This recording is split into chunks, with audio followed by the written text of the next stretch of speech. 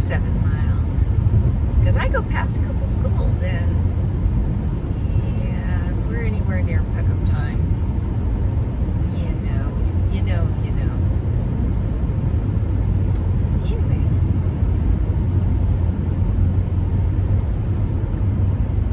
doctor's appointment, just kind of maintenance.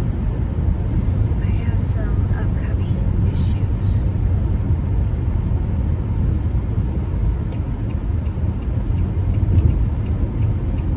I don't know if you know this, but I have a lot of pain in my spine. Caution, unpaved road. And conventional treatments isn't doing it. So we're looking at a nerve stimulator spine implant. I've had quite a few patients that had them already, and I was asking them. Most of them have been very happy. One feller apparently decided to empty out a storage unit immediately after he had it implanted, so the wires didn't have a chance to scar up into place to do what they needed to do.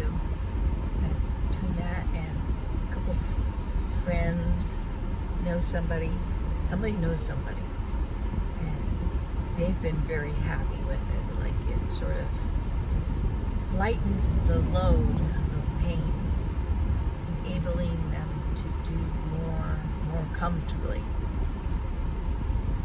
And being the recipient of 3 major surgeries: 2019 spine, rods and screws; 2021 gastric bypass; and 2023 right knee replacement. I've learned a few things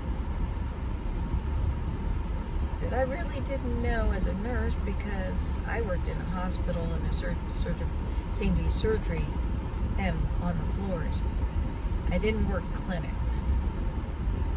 So I've learned a few things about being a patient. You need to be your own advocate. You need to keep track of what's going on. You need to do some research on what they propose. And you need to ask them questions, the doctors. What is my prognosis? What are my treatment alternatives? Am I better to be medically treated, such as medication, shots, physical therapy, or a surgical intervention? And how do you project my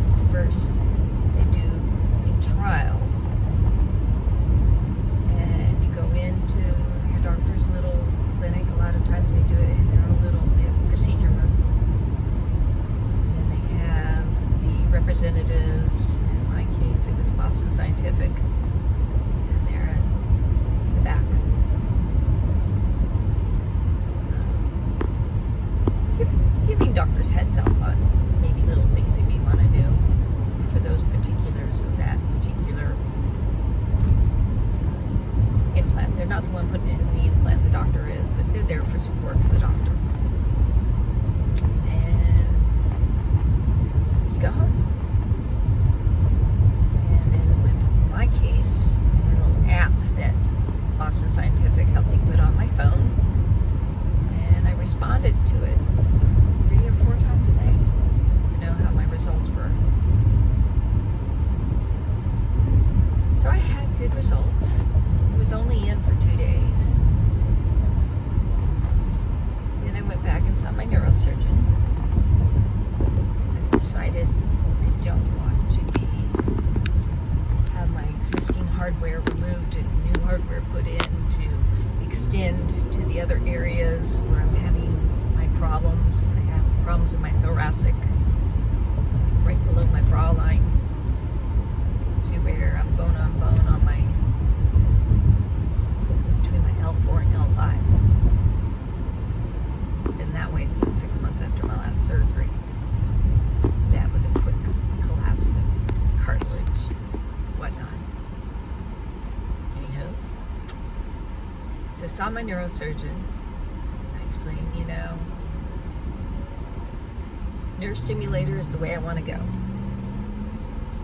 If it doesn't work in the long run, you can you not? Go ahead and do your proposed surgeries or whatever needs to be done by MRI, CT scan at that point. And he agreed. He did think it was the best option. I'm trying to keep the most flexibility, the most activity, and my highest functioning possible.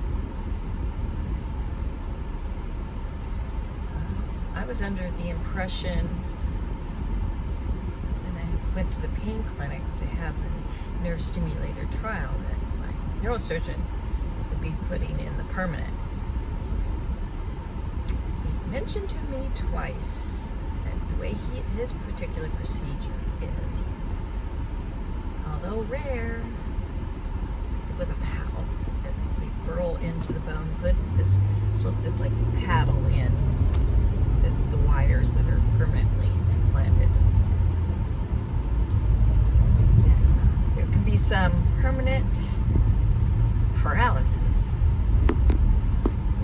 And he thought the simple wires were my best option. The problem was my pain doc could only get it up one side, on the left side, and couldn't advance it to the right side of my spine. Is it because I have bulging? Is there scars? So I've been referred to another pain clinic doctor, specifically for another. What do you think? Do you think you could put it in the permanent? That was the way my neurosurgeon kind of put it. Like, he's going to evaluate the situation. Maybe he can be there. My other pain clinic doctor can be there at his side, directing him what he went through. And neurosurgeon, he can make himself available to be there. So I went and saw this new feller. I was kind of impressed with his clinic persona. What he said to me made a lot of sense. He thinks I need to do another